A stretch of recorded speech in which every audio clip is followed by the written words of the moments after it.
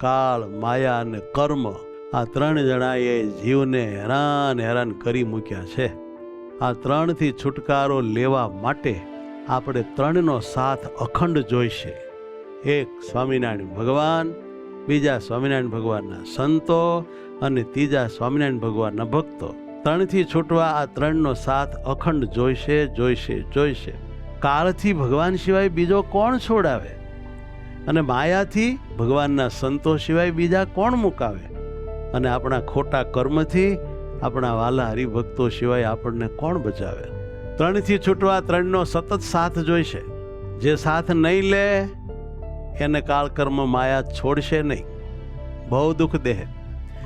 જેને દુઃખી ના થવું હોય, હંમેશાને માટે સુખી જ રહેવું હોય, સુખી જ થવું હોય, તો નિર્માની થઈને આ ત્રણેયના પગ પકડીએ, એમનું ગમતું કરીએ, એમને નમતા રહીએ, એમની પાછળ લબડ્યા કરીએ, રડ્યા કરીએ.